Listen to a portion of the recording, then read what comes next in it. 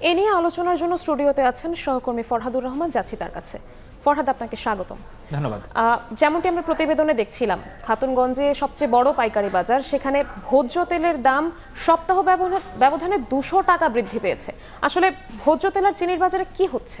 ধন্যবাদ আপনাকে। দেখুন, আমাদের যে ভোজ্য তেল সেটি মূলত আমদানি নির্ভর একটি বাজার, এবং সেই বাজারে আসলে যে অস্থিরতা নতুন করে দেখা দিয়েছে এবং সেটির ক্ষেত্রে অজুহাত নিয়েছেন ব্যবসায়ীরা, এবং সেটি যদি আমরা একটু বলি মোটা দাগে যেসব ব্যাপার ঘটেছে, সেক্ষেত্রে এই যুদ্ধের যে প্রভাব, অর্থাৎ মধ্যপ্রাচ্যে যে যুদ্ধ হচ্ছে সেই যুদ্ধের প্রভাবে আমরা দেখতে পাচ্ছি যে সংকটের একটা অজুহাত দেখাচ্ছেন তারা, এবং বলছেন এই যুদ্ধের প্রভাবেই কিন্তু এই দামের এই উঠানামা হচ্ছে। এবং আর একটি ব্যাপার কিন্তু নিশ্চয়ই আপনি জেনে থাকবেন যে আমাদের এই ব্যবসায়ীদের মাঝে সবসময় একটি প্রবণতা থাকে যে দাম বাড়ানোর একটা অসুস্থ প্রতিযোগিতা তারা কিন্তু সবসময় করে থাকেন। সেটি কিন্তু আমরা দেখতে পাচ্ছি এবারও সেটি হচ্ছে। অথচ আমাদের যে ভোজ্য তেল সেটি মূলত মধ্যপ্রাচ্য থেকে এইভাবে আসে না, সেটি মূলত ইন্দোনেশিয়া, মালয়েশিয়া থেকে আমাদের ভোজ্য তেল আসে, সেটি আপনি প্রতিবেদনেও দেখেছেন। আর একই সাথে আমরা আরেকটি প্রবণতা দেখছি, রমজান শুরু হওয়ার পর থেকে যেখানে প্রতি কেজি চিনি 90 টাকাতে পাওয়া যাচ্ছে, সেটি কিন্তু এখন এই রমজানের 20 বা 22-এর পর থেকে 95 টাকা হয়েছে। খাতুনগঞ্জের প্রতিবেদন দেখছিলেন, ঢাকার বাজারে সেটির প্রভাব পড়েছে ইতিমধ্যেই।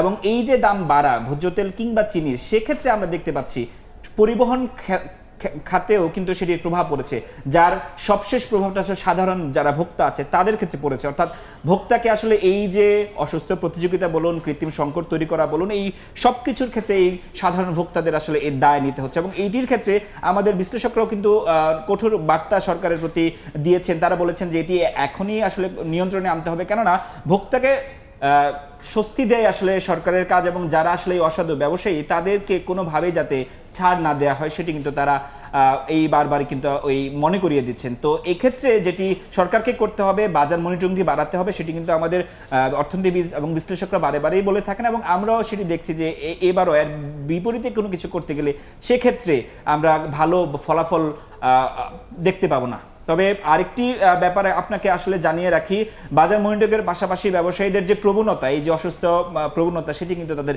পরিবর্তন করতে হবে। কিছুটা প্রভাব আমরা জ্বালানির বাজারেও দেখছি। সেক্ষেত্রে জ্বালানির কথা আমরা একটু দেখব, যে শুনতে চাই যে জ্বালানি ক্ষেত্রে সাপ্তাহিক ছুটির দিনেও রাজধানীর ফিলিং স্টেশনগুলোতে ছিল উপচে পড়া ভিড়।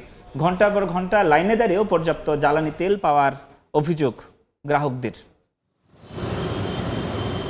মধ্যপ্রাচ্যে যুদ্ধ পরিস্থিতির উত্তাপ ছড়িয়েছে দেশের জ্বালানি তেলের বাজারে। রেশনিং পদ্ধতিতে তেল বিপণনে ভোগান্তি বেড়েছে সাধারণ মানুষের। চলতি মাসের শুরু থেকেই ভোক্তাদের চাপ বেড়েছে। পরিস্থিতি সামাল দিতে তেল বিক্রির সীমা নির্ধারণ করে দিলেও কাটেনি সংকট, উল্টো তৈরি হয়েছে জটিলতা। শুক্রবার ঢাকার বিভিন্ন পাম্পে বাইক প্রতি 2 লিটার, প্রাইভেট কারে 10 ও মাইক্রোবাসে 25 লিটার পর্যন্ত তেল দেওয়া হচ্ছে। তেল কিনতে সকাল থেকেই ভিড় জমিয়েছেন গ্রাহকরা। ঘন্টার পর ঘন্টা লাইনে দাঁড়িয়ে তেল পেলেও তা চাহিদা মাফিক নয় বলে অভিযোগ তাদের। 1.5 ঘন্টা দাঁড়ায় আছি এখানে, এখন ওনারা বলতেছে 1টার পরে তেল দিবে না। তা আমরা 1.5 ঘন্টা যে দাঁড়ায় ছিলাম, তো এটার কোনো মূল্য নাই। এনে 3 ঘন্টার উপরে গেছে গা। ভোক্তা পর্যায়ে চাহিদা বাড়লেও ডিপো থেকে পেট্রোল, অকটেন, ডিজেল সরবরাহ কমিয়ে দেওয়া হয়েছে বলে দাবি পাম্প সংশ্লিষ্টদের।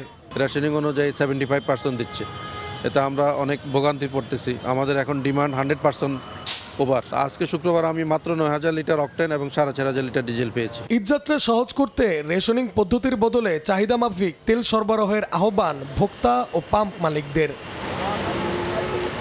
নাইম হাসান, সময় সংবাদ, ঢাকা। নিবিড়। ফরহাদ, যেমনটি আমরা প্রতিবেদনে দেখছিলাম, আজকে সাপ্তাহিক ছুটির দিন, কিন্তু তারপরও কিন্তু জ্বালানি তেলের যে ভোগান্তি সেটি কিন্তু কমেনি। সেক্ষেত্রে অপেক্ষা করেও কি আমরা কোনো আশার বাণী পাবো কি না, যদি জানাতেন। নিবিড়, দেখুন, মধ্যপ্রাচ্য যুদ্ধের প্রভাবে জ্বালানি তেলের উপর ভালো রকম প্রভাব পড়েছে, কারণ যে পথে আসলে জ্বালানি তেল আমাদের দেশে আসে সেই পথে আসলে মূলত বাধা সৃষ্টি হয়েছে। এই সংঘাতের পরে বিঘ্নিত হয়েছে সরবরাহ, এবং তার প্রভাব সরাসরি পড়েছে। তবে একটি কথা আপনাকে জানিয়ে রাখি, আমাদের দেশে জ্বালানি তেলের যে সরবরাহ কিংবা মজুদ সেটি পর্যাপ্ত বলে বারবার সরকার এবং যারা জ্বালানি তেল সরবরাহ করেন, বিক্রেতা যারা পাম্প মালিক, তারা কিন্তু বলছেন।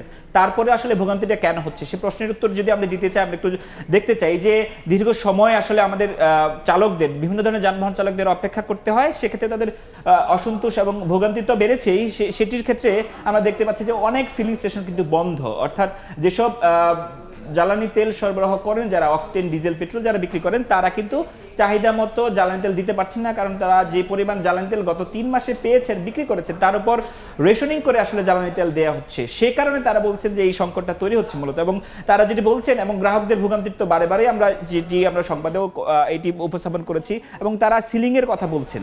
সিলিংটা হচ্ছে যে আসলে প্রত্যেকটা বাইকের ধরনের ক্ষেত্রে, যানবাহনের ধরনের ক্ষেত্রে সেটি করে দেওয়া হচ্ছে।